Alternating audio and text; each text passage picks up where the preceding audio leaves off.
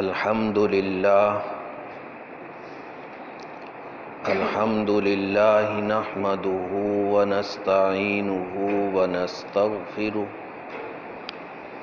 ونؤمن به ونتوكل عليه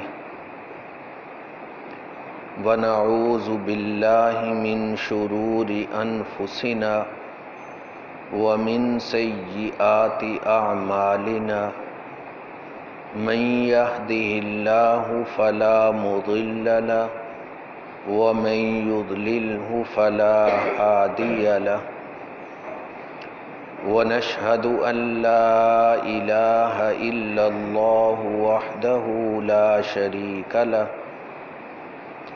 ونشهد أن سيدنا ومولانا محمدًا عبده ورسوله صلی اللہ تعالی علیہ وعلى آلہ واصحابہ وبارک وسلم اما بعد فاعوذ باللہ من الشیطان الرجیم بسم اللہ الرحمن الرحیم أَلَمْ تَرَ إِلَى الَّذِينَ خَرَجُوا مِنْ دِيَارِهِمْ وَهُمْ أُلُوفٌ حَذَرَ الْمَوْتِ فَقَالَ لَهُمُ اللَّهُ مُوتُوا ثُمَّ أَحْيَاهُمْ إِنَّ اللَّهَ لَذُو فَضْلٍ عَلَى النَّاسِ وَلَكِنَّ أَكْثَرَ النَّاسِ لَا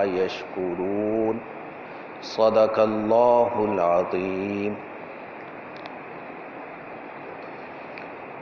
حق تعالی شانہ ہمیں رمضان المبارک کی دولت چند دنوں کے بعد نصیب فرما رہے ہیں، اور ہم نے جو 2 ماہ سے نبی پاک صلی اللہ علیہ وسلم کی تلقین کردہ دعا پڑھنا شروع کی تھی، اس کے 3-4 دن باقی ہیں۔ ان 3-4 دنوں میں بھی وہ پڑھیں گے اللہم بارک لنا فی رجب و شعبان وبلغنا رمضان۔ اے اللہ رجب میں، شعبان میں برکت عطا فرما اور ہمیں رمضان المبارک تک پہنچا۔ ہم برکت کی دعا کرتے آ رہے تھے، اور چند دن پہلے تک ہم بہت مطمئن تھے کہ ہمیں دوبارہ رمضان المبارک اچھی حالت میں نصیب ہوگا،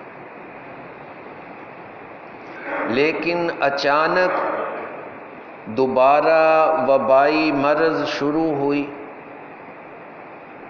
اور پھر وہ احتیاطی تدابیر اور اس کے ساتھ ساتھ خوف و ہراس بڑھ گیا۔ اس موقع پر بھی ہم نے وہی کچھ کرنا ہے جو گزشتہ 2 لہروں کے دوران کرتے رہے۔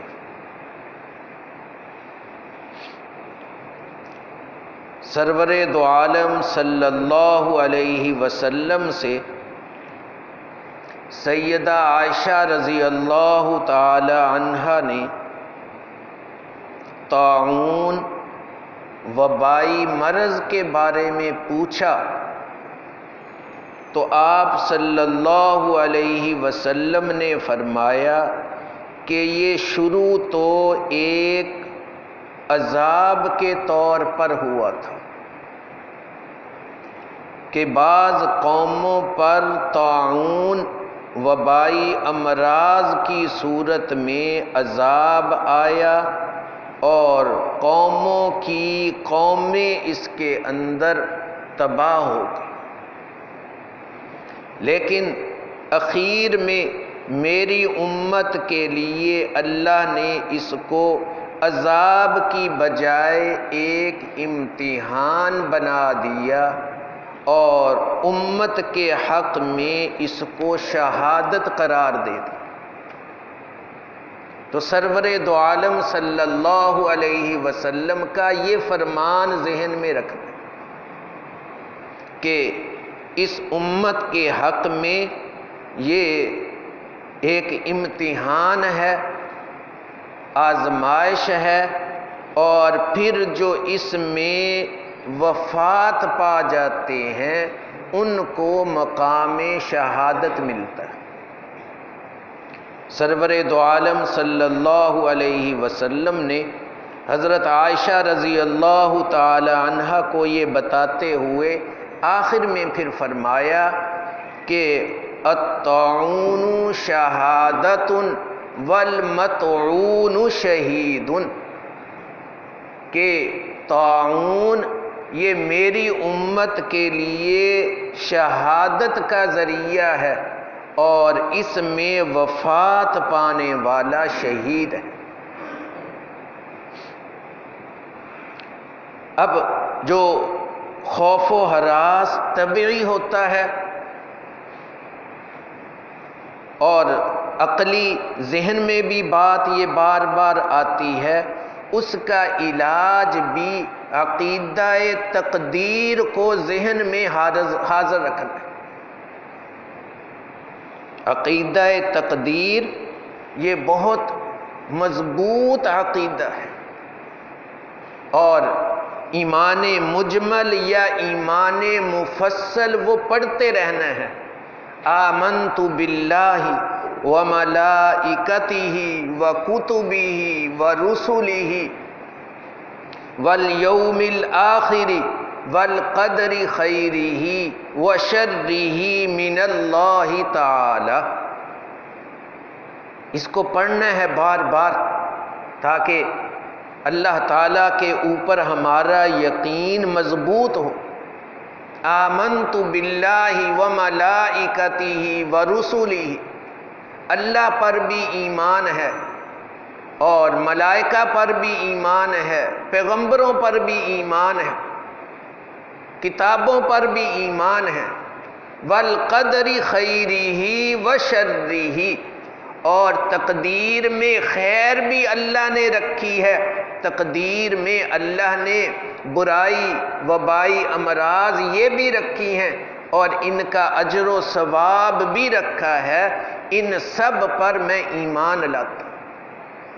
عقیدہ تقدیر سے آدمی خوف و ہراس سے بچا رہتا ہے، طبیعت میں مایوسی نہیں آتی، نیک اعمال میں لگا رہتا ہے اور اپنی دنیاوی ضروریات پوری کرنے کے لیے جو اس کو ملازمت، تجارت اور زراعت کرنا پڑتا ہے اس کو بھی کرتا رہتا ہے۔ تو عقیدہ تقدیر کا استحضار، اور اس کے ساتھ ساتھ جن زمانوں میں یہ طاعون پہلے بھی آیا ہے ان زمانوں کے نیک لوگوں کا طرز کیا رہا اس کو سامنے رکھنا ہے۔ گزشتہ سال بھی ایک محدث کا واقعہ سنایا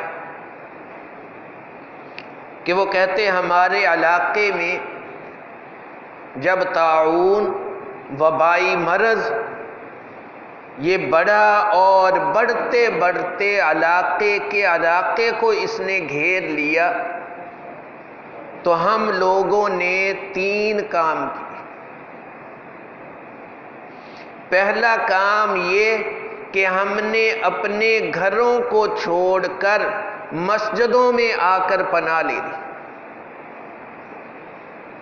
زیادہ سے زیادہ وقت ہم مسجدوں کے اندر گزارنے لگے اور اللہ تعالیٰ کے آگے التجا کرنے لگے کہ یا اللہ ہمارے گھر تو محفوظ نہیں، یہ آپ کا گھر ہے، آپ نے ان مسجدوں کو جنت کا ٹکڑا قرار دیا ہے، ہمیں ان گھروں کے اندر اس وبا سے محفوظ رکھیں اور اس وبا کو ختم کریں۔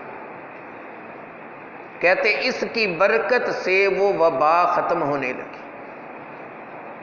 تو مسجدوں میں زیادہ سے زیادہ وقت گزارنا، ہاں اس میں جو احتیاطی تدابیر ہیں اس کو سامنے رکھ لیا جائے۔ جو قوی الایمان ہیں وہ تو ان کو بھی نہیں رکھتے، لیکن ایسے دو چار ہوتے ہیں۔ 1920 کا جو ہندوستان کا طاعون وبائی مرض تھا، اس کے واقعات میں نے پڑھا ایک حکیم ایسے قوی القلب تھے کہ لوگوں کو، مریضوں کو اپنی جھولی میں ڈال کر، ان کا سر اپنی جھولی میں رکھ کر اپنے ہاتھ سے ان کے منہ میں قطرے ڈالتے، کہتے مجھے کچھ نہیں ہوگا، ایسے قوی القلب تھے۔ 20 لوگوں کو ان سے شفا ہوئی، اور جنہوں نے اللہ کو پیارے ہونا تھا وہ اللہ کو پیارے ہوئے، اور وہ حکیم اور طبیب اسی طرح بالکل صحت مند رہے۔ ایسے لوگ بھی ہیں، لیکن ایسے بہت کم ہوتے ہیں۔ تو اس لیے تدابیر کو تو اختیار کر لیا جائے، لیکن یہ جو اس زمانے کے محدث کہہ رہے ہیں کہ ہم نے مسجدوں کو آباد کیا، یہ بہت ضروری ہے۔ تو ہم مسجدوں کو آباد رکھیں۔ رمضان المبارک 3-4 دنوں میں شروع ہونے والا ہے، تو رمضان المبارک میں جس طرح ہماری مسجدیں پہلے آباد ہوتی تھیں، تو اس سال بھی مسجدیں اسی طرح آباد رہنی چاہیے۔ رسول اللہ صلی اللہ علیہ وسلم نے تو فرمایا کہ جو لوگ مسجدوں میں آتے ہیں اور جاتے ہیں ان کو جنت کی بشارت دے دو، اور پھر خاص طور پر فجر اور عشاء کی نماز میں فرمایا کہ جو لوگ اندھیروں میں مسجدوں میں آتے ہیں، اندھیروں میں جاتے ہیں، ان کو جنت کی بشارت دے دو۔ اور مومن کی شان تو کیا ہے؟ المؤمن فی المسجد کالسمک فی الماء، کہ مومن مسجد میں ایسے سکون پاتا ہے کہ جس طرح مچھلی کو پانی میں سکون ملتا ہے۔ مومن کی تو سکون کی جگہ ہے، یہ مومن کے تو اطمینان کی جگہ ہے۔ کس قدر وہ کمزور ذہن رکھتے ہیں جو لوگوں کو مسجدوں کے اندر آنے سے ڈراتے ہیں، بہت کمزور ایمان ہے ان کا۔ ایمان کو قوی رکھنا چاہیے اور مسجدوں کے اندر آتے جاتے رہنا چاہیے، نمازوں کا اہتمام اور اس کے علاوہ مسجد میں رہنے کا اہتمام۔ تو ایک عمل وہ کہتے کہ ہم نے یہ کیا کہ ہم نے مسجدوں کو آباد کیا، تو مسجدیں ہماری آباد رہتی۔ کہتے کہ دوسرا کام ہم نے یہ کیا کہ رات کو جتنی عبادت ہوتی وہ تو کرتے ہی، ہم دن کے اندر روزہ رکھتے، تو نفلی روزے رکھتے تھے، وہ رمضان تو تھا نہیں ان کا، تو کہتے ہم دن میں روزہ رکھتے اور مسلسل ہم نے روزے رکھے، اور اس روزے رکھنے والے عمل سے بھی وہ وبائی مرض کم ہوا۔ تو ہمارے تو چند دنوں میں رمضان المبارک کے فرض روزے آ رہے ہیں، تو ان فرض روزوں کو ہم نے رکھنا ہی ہے، اور جو مشقت والے کام ہیں ان کو ان دنوں میں ذرا کم کریں تاکہ روزے صحیح طور پر رکھ سکیں۔ وہ کہتے کہ تیسرا کام ہم نے جو کیا وہ صدقہ خیرات ہے، کہ ہم نے اس وبائی مرض میں روزے بھی رکھنے شروع کیے اور ساتھ صدقہ خیرات کرنا شروع کیا۔ ہر شخص کچھ نہ کچھ صدقہ خیرات کر رہا ہے. جن کو اللہ نے مال و دولت وافر عطا کیا وہ بہت صدقہ خیرات کرتے، جن کو متوسط درجے میں دیا وہ اس درجے میں کرتے، کہ ہر ایک صدقہ خیرات میں لگ گیا. اور احادیث مبارکہ میں بھی اس کی برکات ہے. الصدقۃ تطفئ غضب الرب ومیتۃ السوء. صدقہ خیرات کی برکت سے اللہ کا غصہ اور اللہ کا قہر ٹھنڈا ہو جاتا ہے، اور صدقہ خیرات کی برکت سے آدمی بری موت سے بچ جاتا ہے. آپ صلی اللہ علیہ وسلم جہاں بری موت سے پناہ مانگتے اور اس کے ساتھ ساتھ اچھی موت کی دعا بھی کرتے. میتۃ سویہ کے الفاظ ہیں کہ اے اللہ میں آپ سے ڈھنگ کی موت چاہتا ہوں، اچھی موت چاہتا ہوں، برائی والی موت نہیں چاہتا. تو آپ صلی اللہ علیہ وسلم نے صدقہ خیرات کے یہ فضائل بتائے کہ اس کی وجہ سے آدمی بری موت سے بچتا ہے. اور میتۃ سویہ یہ آدمی کو نصیب ہوتا ہے. تو 3 کام وہ محدث فرماتے کہ ہم نے شروع کیے. مسجدوں کو آباد کرنا شروع کیا، اور دن میں روزے رکھنا شروع کیے. تیسرا کام ہم نے صدقہ خیرات شروع کیا. ان 3 کاموں کی برکت سے اللہ تعالیٰ نے وبائی مرض ہمارے علاقے سے ٹال دی.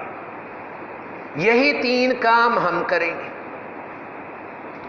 اور اس کے ساتھ سرور دو عالم صلی اللہ علیہ وسلم کی وہ دعائیں جو وبائی مرض کے بارے میں ہیں وہ دعائیں بھی مانگنا.